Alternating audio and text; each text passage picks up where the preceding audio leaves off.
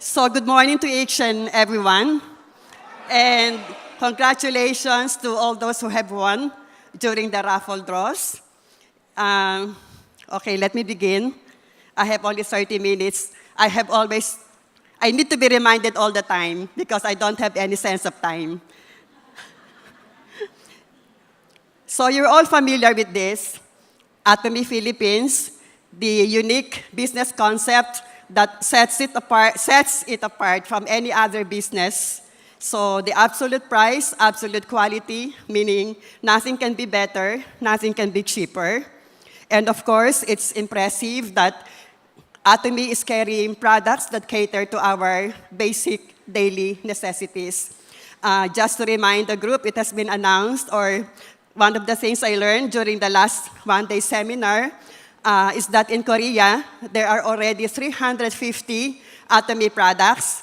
In the Philippines, we have only 85.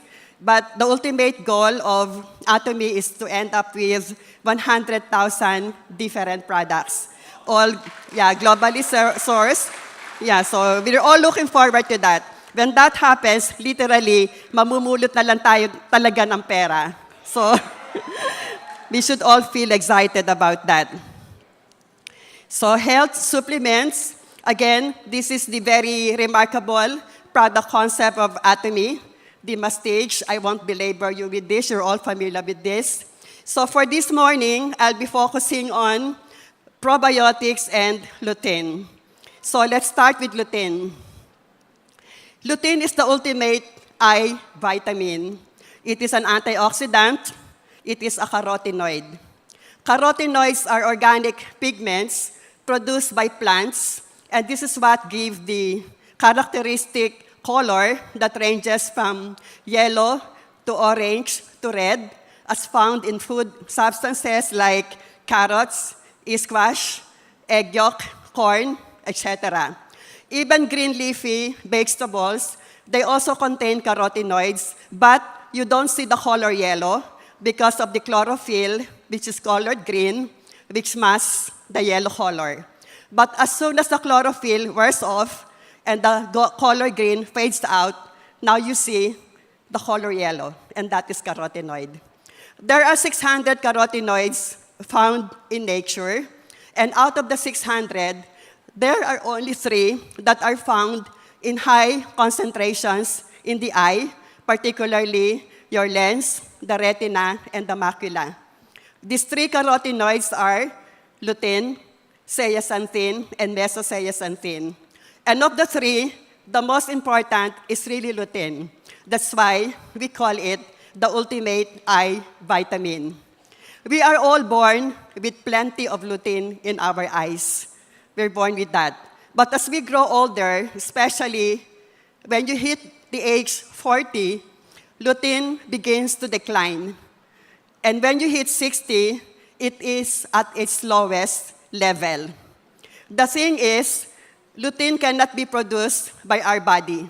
So we really have to depend on external sources, meaning diet and supplements, like what we have.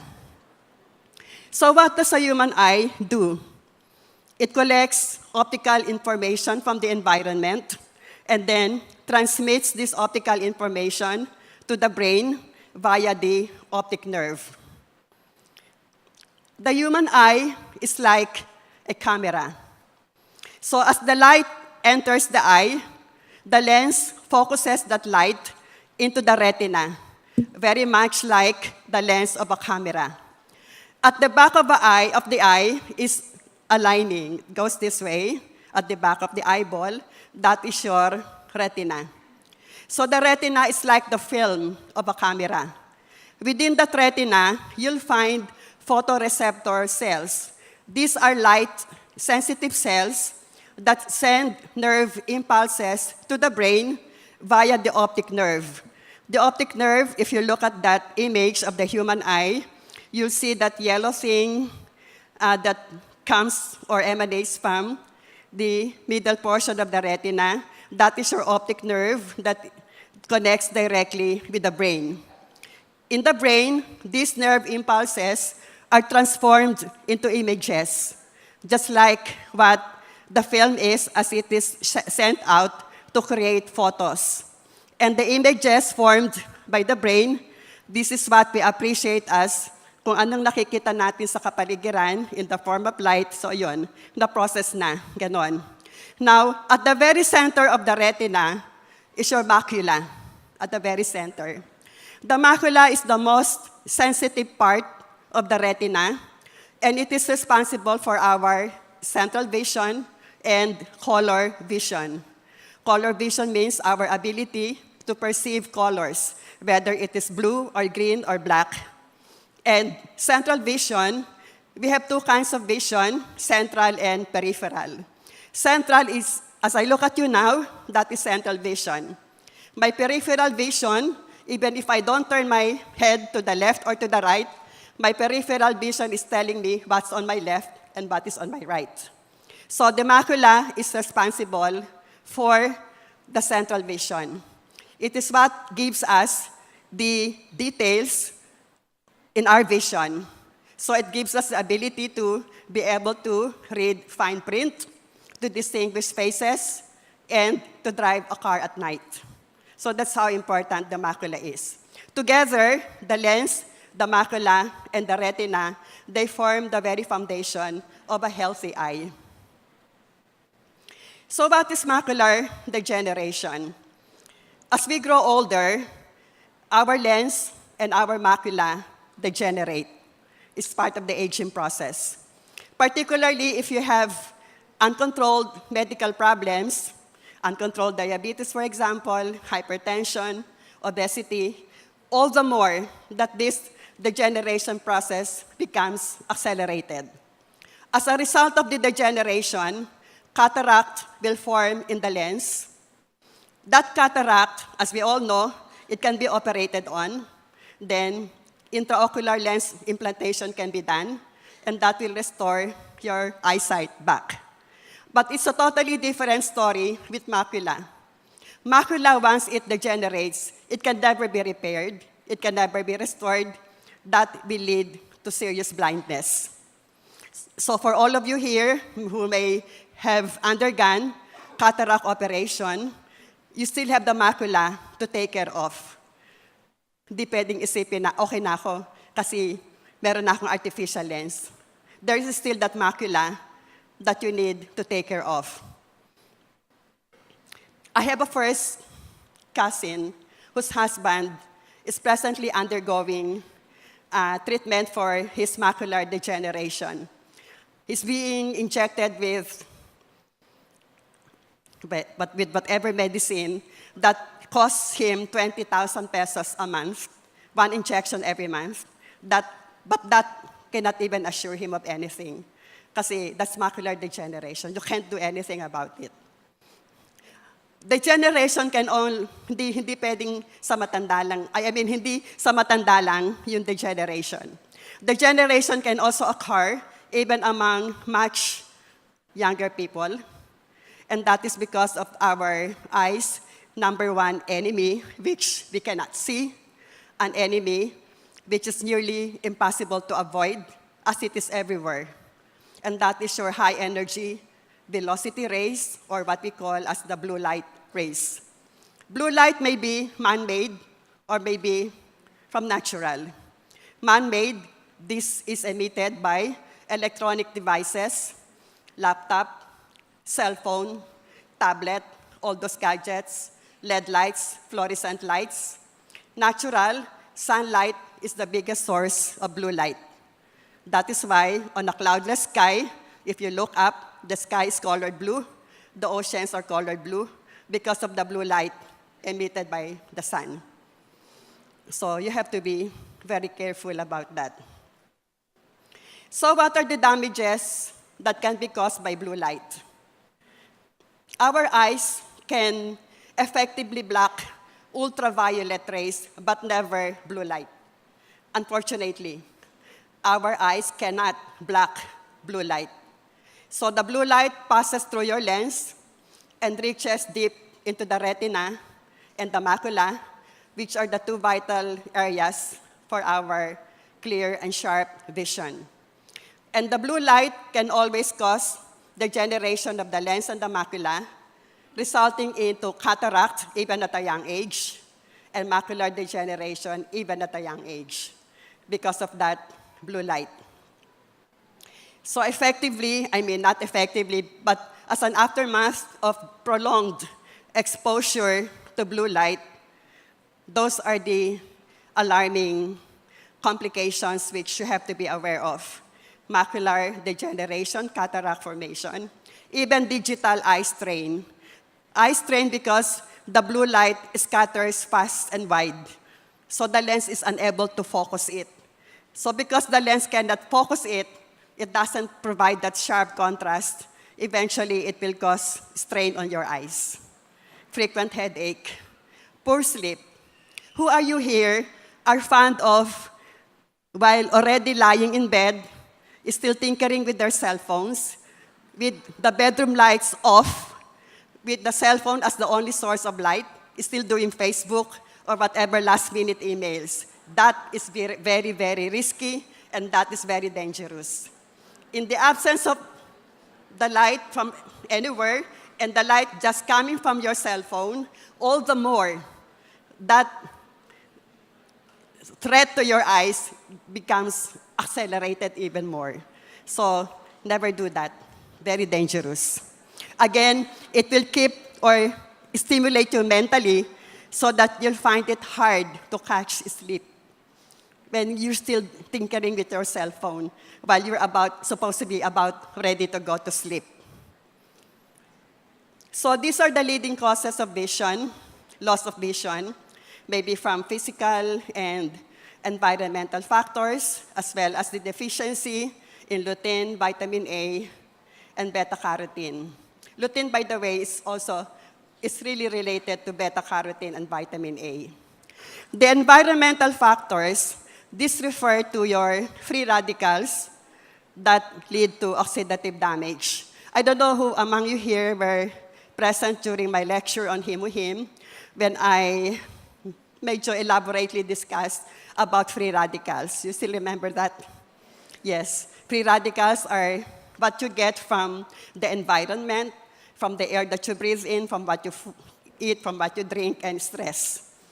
So it can be the ultraviolet light, it can be alcoholism, smoking, eating processed foods, too much protein, too much fat, instant noodles, instant everything, stress. Those are all free radicals, and they lead to oxidative damage. And oxidative damage means it will hasten the degeneration of your body. So, bata pa mukhang matanda na, bata pa may arthritis na, bata pa bakit nabatay sa heart attack, and all those. Those are courtesy of oxidative damage.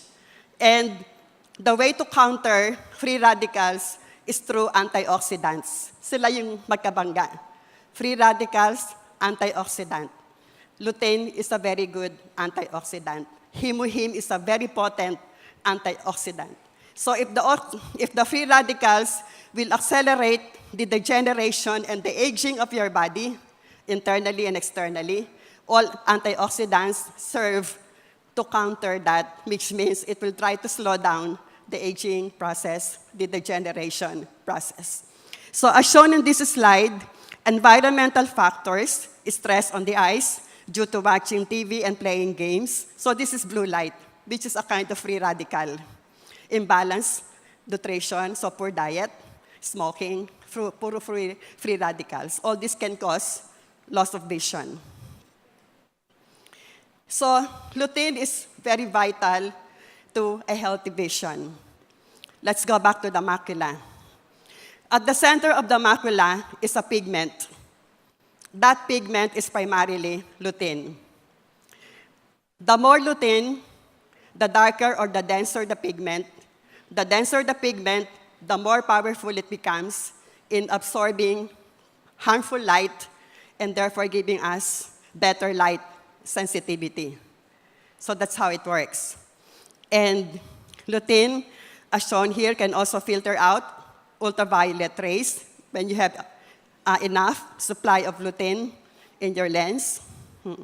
So it will reduce eye fatigue, glare, and light sensitivity, It will strengthen the tissues in the eye, prevent macular degeneration, of course, as an aftermath, because it's able to absorb the harmful light, then it effectively can prevent cataract and macular degeneration. And even for people who already have existing cataract, if you continue to take lutein continuously, that can also lead to an improvement of the vision, even if you already have cataracts which may have not been operated on. So why choose Atomy lutein? We all did serious nutritional support for our eyes, every part of our eye, especially as we age. Remember, at the age of 40, lutein begins to decline. At the age of 60, it's almost gone. So we need serious nutritional support. And the average support, especially in the form of lutein. And the average recommendation is to take 10 milligrams a day. What Atomy is offering us is 20 milligrams a day. So meaning it puts us in an even better situation. And it contains additional ingredients like vitamin A, zinc, berries. These are all very powerful antioxidants. Vitamin A, zinc, berries, they are all very powerful antioxidants. And even additives, like what you see here. So they not only will provide us good eyes, but they are meant to really help us safeguard, strengthen, and nourish every critical part of our eyes. The Atomy eye lutein comes from the hand-picked marigold petals from central Mexico, Aztec, central Mexico. This type of lutein is very close to its natural fatty ester form. It is closest to the form found in nature. It is more potent, and it is easily absorbable. That's why we should feel assured that our lutein comes from the marigold petals of Mexico. These are hand-picked. These are not machine harvested. These are hand-picked. So how do we keep our eyes healthy? These are basic and important guidelines. I don't have to go through each and every one of these 9. So in closing, about lutein, lutein is recommended for people who are hitting the age 40, especially if you're 60 and above. It's recommended for people who are compelled by reason of nature of their work to be in front of the computers all the time, who watch a lot of TV, etc., deal with gadgets that continuously emit blue light. For those who cannot avoid that prolonged exposure to blue light, apart from lutein, they're also advised to wear blue shield eyeglasses or PC eyeglasses that is supposed to protect their eyes against the risk of blue light. Generally, that's how we should be recommending lutein. So let's move on to the second part, probiotics. Our probiotic is a special combination of 13 different kinds or strains of probiotic with each sachet contains 3 billion probiotic. From the VOD or from the video that was shown yesterday, it says that per sachet really contains 20 billion live bacteria. But up until the time it reaches the large intestine, you're assured that it still has 3 billion live and not dead bacteria. The bacteria are stabilized before they are packaged to make sure that they will reach the large intestine alive and not dead. Because it is at the large intestine where the battle is fought. So they have to be alive by the time they reach that part of our intestines. Probiotics are live microorganisms, good for humans because they provide us with certain health benefits. So the use of probiotics is essential when you have an imbalance of your intestinal flora. The intestinal flora refers to the totality or the community of bacteria, both good and bad, that are in your intestine. Again, let me remind you, each one of us is made up of hundreds of trillions of cells. Of the hundreds of trillions of cells, only 10% are human, 90% are bacteria. So we're only 10% human, we are 90% bacteria. Yes. I look like lactobacillus, you look like acidophilus. So, of the 90% bacteria, 90% of the 90% are in our intestinal tract. Majority, di nga ba sabi ni Dr. David Kim, if you collect all the bacteria in your intestine, they will measure up to 1.5 kilos. Can you imagine that? 1.5 kilos. So itong intestinal flora na to, both good and bad, yun yung ibig sabihin ng intestinal flora. And when you take probiotic, you restore the flora balance in favor of the good by fighting the bad bacteria. Think of probiotic as ghostbuster. It will restrain the bad and support the good. This is your intestinal epithelium. This is the lining. You think of your intestines as a tube. Talaga naman tube siya. Sino kumakain ng tripilya? Sino kumakain ng goto na may laman loob? Di ba? Di ba yung intestine yon? It's a tube. So, may walls. So, yung inner lining, the inner lining of that intestinal wall is your intestinal epithelium. So, it serves as the gateway or a barrier between our intestine and our bloodstream, our internal organs. And it is structured in such a way that it will allow the passage only of the good nutrients that result after we digest properly the food that we eat. It will allow the nutrients to pass through that barrier to end up in the bloodstream, for the bloodstream to distribute it to all the parts of the body to properly nourish us.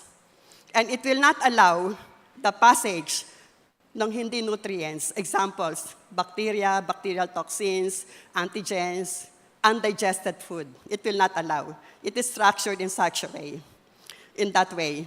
And take note that our intestinal flora are in that intestinal epithelium. It forms part of the intestinal barrier to prevent this, yung pagpasok ng hindi dapat. So very crucial ng role ng ating intestinal barrier. And that intestinal barrier can break down if the bad bacteria predominate over the good. When that intestinal barrier breaks down, now it will allow the passage of all the undesirable, undigested food, bacteria, harmful microorganisms. And what do you think will happen pag nakapasok sa bloodstream natin yung mga ganong undesirable aliens? It will really result into a lot of inflammation, autoimmune diseases. And inflammation is at the root of most diseases. Lahat ng medical words ending in itis, ibig sabihin, may inflammation. Appendicitis, arthritis, pancreatitis, bronchitis, sinusitis. Basta't may itis, ibig sabihin, may inflammation. Yun. Autoimmune diseases, of course, maybe you're familiar with that, pero these are really alarming complications that can result if your intestinal flora is out of balance, it breaks down the intestinal barrier, then it allows this. I hope you understand that. So, lactobacillus, which is one of the probiotics, it's capable, nandun din sa intestinal epithelium, which is a mucous membrane. Mucous membrane yun eh. So, the lactobacillus can produce lactic acid, therefore making our intestinal environment acidic. Harmful bacteria cannot survive in acidic environment, but the good, healthful bacteria can survive in that acidic environment. So an acidic intestinal environment translates to good intestinal health. And our probiotics can effectively deliver this kind of advantage. So generally, these are the functions of probiotics. Sabi ko nga, think of it as ghostbuster. It will restrain the harmful bacteria. Whom do you call? Ghostbuster, mga ganon. At the same time, it will increase the helpful bacteria. And it will help regulate the bowel function. Symbiosis, what do you mean by this? If both the good and the bad bacteria coexist in the same environment without creating any harmful health side effects, that is what you call a symbiosis. They live and let live. Ganon. Harmoniously, they coexist. But that is only possible if the balance between the two is 80% good bacteria and only 20% should be bad. The moment that bad bacteria outnumbers or tilts this ratio in favor of the bad, that's when all diseases will start. So, unfortunately for people who are getting older, harmful intestinal bacteria increase with age. Among the so many bonuses of getting old, pati harmful bacteria dumadami. Bumababa na nga ang lutein, tumataas naman yung harmful bacteria. What is gut dysbiosis? This is the opposite of symbiosis. Kung mas dumadami ang bad compared to the good, then that results in dysbiosis. As I had explained earlier, with dysbiosis, the intestinal barrier now loses its integrity, it breaks down, and then it allows the passage of all the harmful microorganisms into our bloodstream. That now results into, among other things, obesity, inflammatory bowel disease, autoimmune disorders. This is how our gastrointestinal tract looks like. From the mouth, to the esophagus, to the stomach, to the small and large intestines.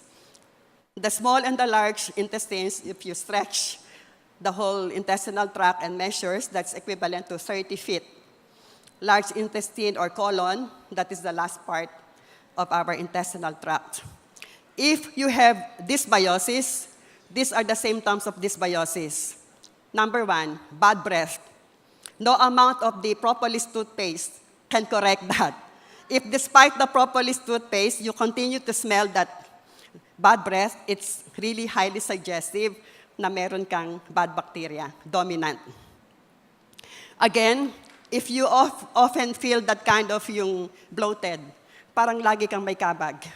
Gusto mong laging didighay, or even in the midst of general public, you cannot control it, you just fart. Ganon. And then, cramps, parang masakit na hindi maintindihan. Surprise, diarrhea, bigla na lang sira ang dumi, only to the following day or two, constipated naman. And irritable bowel syndrome. Irritable bowels, kada kain gusto mo, ganon. Among my patients, I have often proven this. Sometimes somebody would come up to me with complaints of, hihiya na ho ako sa opisina namin kasi konting mag-lunch, konting mag-snacks, I have to rush to the bathroom and I have to struggle with my discomfort and the pain and all that. So it's really causing him anguish.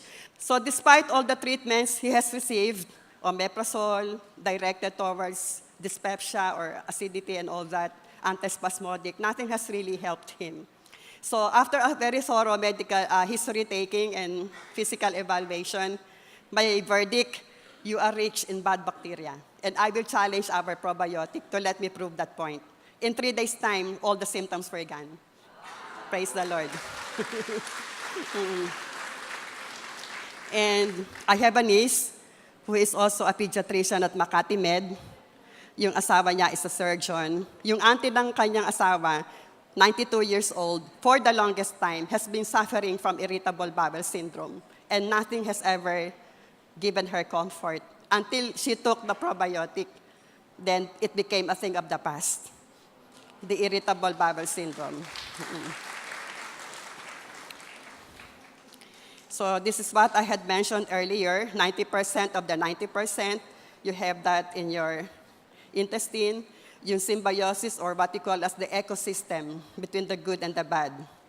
These are the other suggestive signs that will make you suspect na baka bad bacteria ang problema. Aside from the digestive symptoms, weakened immunity. You encounter somebody na laging may sipon, laging may trangkaso, may mga allergies, may sinus congestion. Or mentally, laging feeling depressed. Ang labong kausap. Hindi although may mga taong ang labong kausap, not because of bad bacteria. Meron talagang ganon, di ba? So, may senior moments, kahit bata pa, laging irritable. Or maybe naka-antibiotic or naka-anti-inflammatories. Anti-inflammatories are examples of which mga gamot sa mga rayuma, they're all anti-inflammatories. Or on birth control pills. Skin problems, may mga breakout ng acne, blemishes, dryness, psoriasis, rosacea, and eczema. If you have this, that do not resolve with the conventional treatment given by your doctor, chances are, ang problema mo, bad bacteria. And you can always challenge probiotic to do its job, to prove your point. So what can harm your intestinal flora or your gut bacteria? If you don't eat a variety of different whole foods. Yung mga whole food, ito yung hindi processed, hindi refined, walang artificial additives, walang mga ganon. Whole wheat bread, for example, mga oatmeal, examples, ganon. So the more variety and the more differently colored food you eat, the more assured ka na your intestinal flora will be good. So lack of prebiotic in the diet. Prebiotic is different from probiotic. So prebiotic is a type of fiber that remains undigested, but ang purpose ng prebiotic is to help the probiotic to flourish. So it supports the probiotic. Drinking too much alcohol. Antibiotic use. Again, in my practice, if I cannot avoid a situation where the patient really needs to take antibiotic, I make sure that I also add probiotic. Pro in favor of bio-life. Anti against life. Antibiotic will kill not only the good, but not only the bad, but the good bacteria as well. So I have to make sure that there is probiotic on the side to make sure that mare-replenish back yung good bacteria that will be eliminated in the process of taking the antibiotic. Lack of regular physical activity, always sitting down, sedentary, no exercise, that can destroy your gut bacteria. Cigarette smoking, not getting enough sleep, stressful way of living. Pag titingnan mo, ito pa rin yung mga free radicals, yung iba sa kanila. So all this can harm your intestinal flora. So how to improve gut health?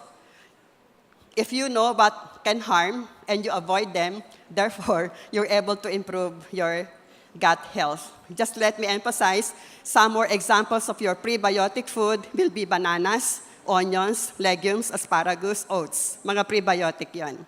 Consume more probiotic, yogurt, kimchi. Make time for quality sleep. Avoid a stressful way of living. Eat foods rich in polyphenols. I'm excited by this. I'm a dark chocolate lover. So if you eat dark chocolate, that's a polyphenol that can help improve your gut health. Blueberries, wine, only red wine. Not the gin, not the other types of hard liquor, but only the red wine. It's rich in polyphenols. It can improve your gut health. But of course, there will always be a limitation as to how much. Green tea is also a good way of doing it. So why choose Atomy Probiotic 10? Number one, because it offers us a wide variety. 13 different types of probiotic, which when you take regularly, can assure you of a very good balance between your good and bad bacteria. So all this, you're looking up the 13 different strains. Kumbaga sa doctor, you're looking at parang they're all specialists in their own right. and each one of them has its own specialty. Even among kids, infants who present with infant colic, di ba, minsan dadating si mother, hindi makatulog, iyak ng iyak, at anong gawin, pakainin, painumin, iyak ng iyak, igtad ng igtad. May kabago yan, may infant colic. Usually how we did it before, antispasmodic, but not anymore. The solution is always probiotic, and it will help settle down the baby. Ganon. And reminder lang din as an example, who among you here have pregnant daughters or relatives or whoever, it's always better to give birth through natural, spontaneous delivery rather than cesarean section. What has this got to do with this? When a baby is born through the natural vaginal spontaneous delivery, it is assured that as the baby passes through the vaginal vault, it will drink all the probiotics hanggang sa makalabas siya. A baby who has been born by cesarean section is deprived of that. Ikalawa, di ba pag cesarean section, ini-sterilize yung buong abdominal skin, linis-linis, to make sure na mawala ang bacteria. So paglabas ng baby, dito muna inilalagay. So at least, parang ang feeling nila, para hindi exposed sa bacteria. Presently, it has been started in some hospitals that if a baby is born via cesarean section, they get an amount of the vaginal fluid, pinapainom nila sa bata. And that is the first prebiotic gulp given to the baby. And perineal washings, binawash nila yung ganito ng mother. And then kinukuskus sa bata to simulate that passage through the natural way. So in that manner, they're assured na hindi naman totally na-deprive or 80% na-restore yung ganong klaseng advantage. So, mixed probiotics, again, let me put it this way, a healthy gut flora that is high in friendly bacteria is essential to overall health. Siguro naman na-realize yun na at this point na when you talk of bad bacteria in the intestine and its detrimental effects, you're not just talking of mga disadvantages sa intestine. Konektado yan sa buong katawan. Kasi pag ang inflammation nag-set in because of the breakdown of the intestinal barrier, lahat ng sakit from head to foot, konektado yan lahat. Kaya again, let me repeat, a healthy gut flora that is high in friendly bacteria is essential for overall health. 1 sachet a day. And then, added to that, meron pa tayong mga apples, bananas, strawberries to make sure that the preparation becomes more acceptable. Lastly, this is the last slide. Hippocrates, the father of medicine, once said prophetically, dahil totoo talaga, 100% of all illnesses ng tao start in the intestines. Totoo yun. So we have to be very conscious and careful that we maintain that good intestinal health. The best way to do it is through probiotic. So for everybody out there who desires to be healthy, take probiotic 1 sachet a day. So fellow Atomians, stay happy, stay well. Thank you.